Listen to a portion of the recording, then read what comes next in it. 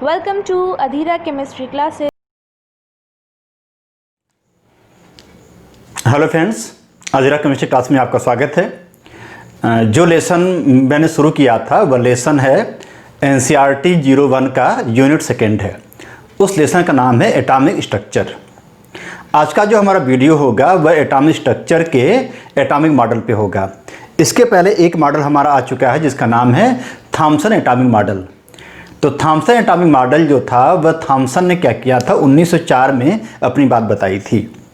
उस मॉडल में जो डिफेक्ट था उस डिफेक्ट को आधार मान करके रदरफोर्ड ने अपना एक मॉडल दिया जिसका नाम रखा गया रदरफोर्ड एटॉमिक मॉडल, जो बहुत अच्छा मॉडल है।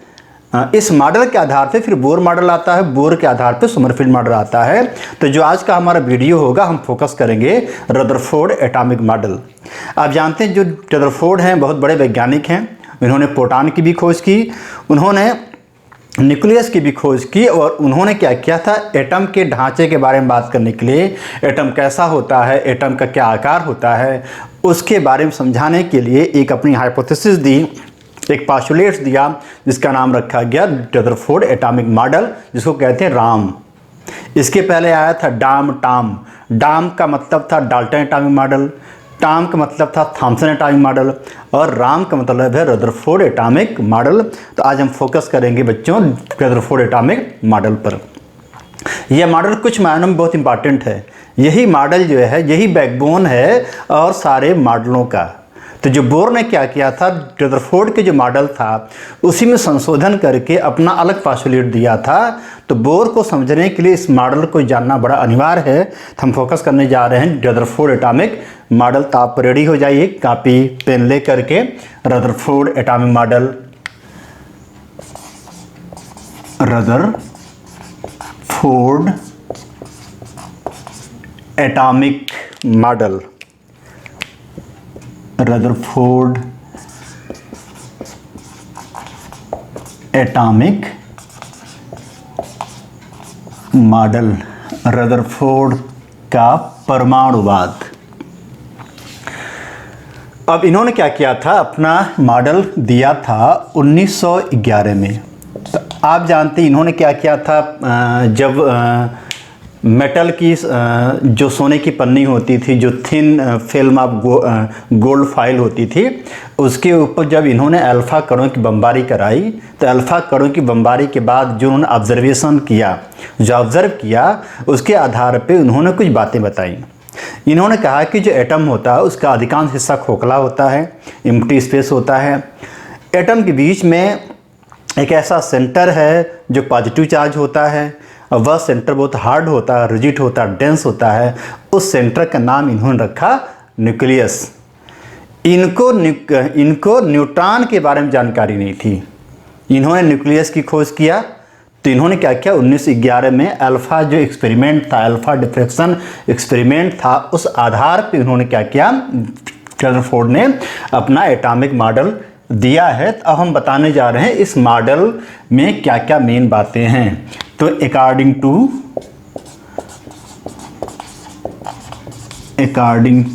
Rutherford, RAM, Rutherford atomic model के अनुसार क्या क्या है, तो मैं एक एक पॉइंट पे बात कर रहा हूँ।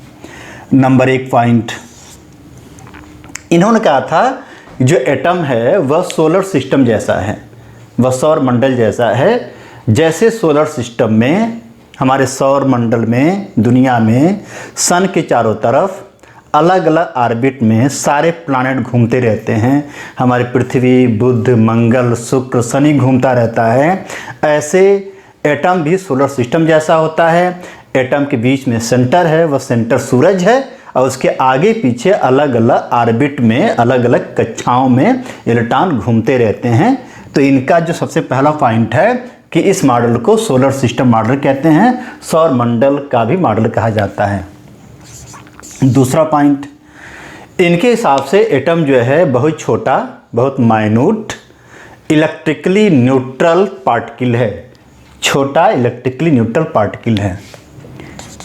तीसरा, एटम के बीच में एक रिजिड हार्ड सेंटर है, उस सेंटर प्रोटॉन होता है, उसके चारों तरफ इलेक्ट्रॉन घूमते रहते हैं, जिसमें घूमते रहते हैं उसका नाम इन्होंने रखा ऑर्बिट। ऑर्बिट में घूमते रहते हैं। चौथा पॉइंट, इलेक्ट्रॉन चूंकि अब यह आपका एटम का न्यूक्लियस है, अब इसके अलग अलग ऑर्बिट में इलेक्ट्रॉन घूमते रहते हैं। तो चूंकि एटम का न्यूक्लियस पॉजिटिव चार्ज है, इलेक्ट्रॉन मान लीजिए क्या है, नेगेटिव चार्ज है, तो इनके बीच में एक इलेक्ट्रोस्टैटिक फोर्स काम करता है। तो इस इलेक्ट्रोस्टैटिक फोर्स के काम करने से अंदर आएगा, लेकिन इसके ऊपर एक सेंट्रीफ्यूगल फोर्स काम करता है, वह इसको बाहर खींचता है। इसलिए अकॉर्डिंग टू रदरफोर्ड यह अंदर नहीं आ पाता है। इन्होंने अपनी बात बताई थी। इनका जो मेन फंडा यह था कि एटम का आकार गोलाकार होता है, माइन्यूट है, बीच में सेंटर है, सेंटर के चारों तरफ इलेक्ट्रॉन अपने अपने ऑर्बिट में घूमते रहते हैं। जैसे दुनिया में, हमारे सोलर सिस्टम में, सौर मंडल में सूरज के चारों तरफ सारे प्लैनेट घूमते रहते हैं। इसीलिए इस मॉडल को सोलर सिस्टम मॉडल कहा जाता है। क्या बोलते हैं? सोलर सिस्टम मॉडल कहते हैं। और इलेक्ट्रॉन जो घूमते रहते हैं उनका नाम रहता है प्लानेटरी इलेक्ट्रॉन कहते हैं, क्योंकि यह ऐसे घूमते रहते हैं जैसे हमारे सोलर सिस्टम में प्लैनेट सन के चारों तरफ घूमते रहते हैं। यह आपका हुआ रदरफोर्ड का एटॉमिक मॉडल।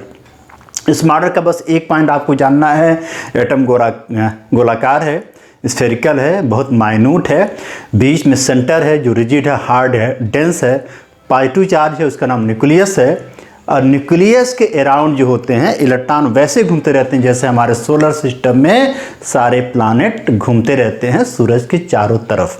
तो यह हो गया आपका रदरफोर्ड का एटॉमिक मॉडल। अब इस मॉडल में क्या डिफेक्ट है, क्या कमी है, तो हम इसको यहीं पर डिफेक्ट के बारे में भी बातचीत कर दे रहे हैं। तो आते हैं demerit of Rutherford atomic model. Rutherford atomic model की डिमेरिट, क्या इसकी डिमेरिट है, इसके बारे में हम बातचीत कर रहे हैं और इस पॉइंट को आपको जानना है, ध्यान से सुनना है। मॉडल, तो यह मॉडल यह बोलता है कि एटम का आकार गोलाकार है, स्फेरिकल है, उसके बीच में सेंटर है जो रिजिड है, डेंस है, पॉजिटिव चार्ज है, और सेंटर के चारों तरफ इलेक्ट्रॉन अपने अपने ऑर्बिट में घूमते रहते हैं। जैसे हमारे सोलर सिस्टम में सूरज के चारों तरफ सारे प्लैनेट घूमते रहते हैं। यह मॉडल जो है एक बुनियाद है एटम को समझने के लिए, लेकिन इस मॉडल में बहुत सारी कमियां थी। जो कमियां हैं उस आधार पे फिर अगले मॉडल का विकास होता है। तो हम यहीं पर बताते हैं कि इस मॉडल का क्या डिमेरिट है। तो मैं लिखा है डिमेरिट ऑफ राम माने रदरफोर्ड एटॉमिक मॉडल।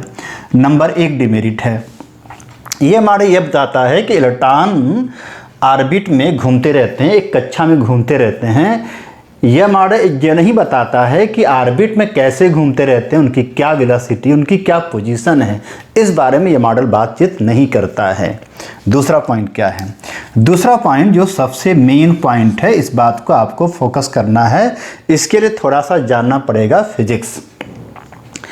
आप जानते हैं पहले से कि जब कोई इलेक्ट्रॉन इसमें चूंकि घूमता रहता है, तो एक वैज्ञानिक थे क्लार्क मैक्सवेल, उन्होंने इलेक्ट्रोडायनेमिक्स की थ्योरी दिया था, स्थिर विद्युती की थ्योरी दिया था। उन्होंने कहा था कि अगर कोई चार्ज पार्टिकल घूमता रहेगा सर्किल में तो उसकी वेलोसिटी बदलेगी, चेंज होगी। वेलोसिटी जब बदलेगी तो उस पार्टिकल के ऊपर एक्सेलरेशन पैदा होगा, पार्टिकल एक्सेलरेट हो जाएगा। क्योंकि चार्ज पार्टिकल जब एक्सेलरेट होगा तो अपनी एनर्जी को निकाल के फेंकेगा, एमिट करेगा। ठीक, आप जानते हैं कि एटम के न्यूक्लियस पर होता पॉजिटिव चार्ज, इलेक्ट्रॉन पे नेगेटिव चार्ज होता है। तो एटम के न्यूक्लियस और पॉजिटिव चार्ज और इलेक्ट्रॉन के बीच में एक इलेक्ट्रोस्टैटिक फोर्स पैदा होता है। जितना ज़्यादा अट्रैक्शन फोर्स होगा उतना ज़्यादा इलेक्ट्रॉनों की एनर्जी कम होती जाएगी। ठीक, अब ये कह रहे हैं कि इलेक्ट्रॉन जब घूमता रहेगा घूमता रहेगा तो वह एक्सेलरेट होगा तो अपनी एनर्जी निकाल के फेंकेगा। एक समय ऐसा आएगा एनर्जी निकाल के फेंकते इलेक्ट्रॉनों की एनर्जी कम होती जाएगी और एटम का न्यूक्लियस इलेक्ट्रॉनों तो खींच भी रहा है, खींच करके एक समय ऐसा आएगा इलेक्ट्रॉन अपनी एनर्जी को लॉस करते आ करके एटम के न्यूक्लियस में गिर जाएगा, डूब जाएगा, मतलब एटम की स्टेबिलिटी ख़त्म हो जाएगी। माने यह पॉइंट जो है यह स्टेबिलिटी के ख़त्म होने की बात करता है। ऐसा क्यों होगा, इसका क्या कारण है, इसका क्या हल है, इसके बारे में ये मॉडल बताने में फेलोर कर गया। तीसरा पॉइंट, यह भी मेन पॉइंट है। होता क्या है, एटम से जब इमिशन होता है तो उसका स्पेक्ट्रम मिलता है, तो उस प्रकार का स्पेक्ट्रम का नाम होता है इमिशन स्पेक्ट्रम। देखा गया है कि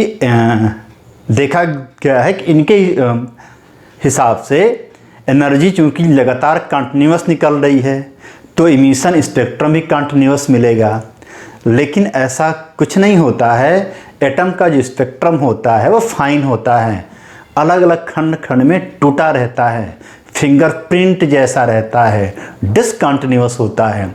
ऐसा क्यों होता है, मतलब एटॉमिक स्पेक्ट्रा को बताने में भी ये मॉडल फेलोर हो गया। 3 इसका सबसे ज़्यादा डिमेरिट है। नंबर 1 है कि इलेक्ट्रॉन जब ऑर्बिट में घूमता रहता है उसकी वेलोसिटी, उसका पोजीशन क्या है, जो बताने फेलोर हो गया। दूसरा पॉइंट है इलेक्ट्रॉन जब ऐसे घूमता रहेगा सर्किल में तो अपने वेलोसिटी चेंज करेगा, एक्सेलरेशन पैदा होगा, इलेक्ट्रॉन हो जाएगा एक्सेलरेट। आप जानते हैं चार्ज पार्टिकल एक्सेलरेट होते ही अपनी एनर्जी को लॉस करेगा, क्योंकि atomic nucleus electrostatic force electron को खींच रहा है, एनर्जी वो लॉस कर रहा था। इसमें ऐसा आएगा एनर्जी खत्म होते लॉस होते आ करके एटम के न्यूक्लियस में डूब जाएगा। एटम की स्टेबिलिटी के बारे में भी बताने में फेलोर हो जाएगा।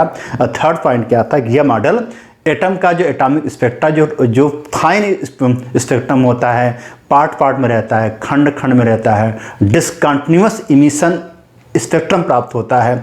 ऐसा क्यों होता है, यह थ्योरी बताने में फेलोर कर गई। तो यह आज मैंने आपको समझाया है रदरफोर्ड का एटॉमिक मॉडल। 2 पॉइंट जानना है, यह मॉडल बताता है कि एटम के बीच में सेंटर, उसको न्यूक्लियस कहते हैं। और दूसरा पॉइंट यह है कि यह सोलर सिस्टम जैसा रहता है, जैसे सूरज की चारों तरफ सारे प्लैनेट घूमते रहते हैं, पृथ्वी हमारी घूमती रहती है, ऐसे ही एटम के न्यूक्लियस की चारों तरफ इलेक्ट्रॉन अलग अलग ऑर्बिट में घूमते रहते हैं।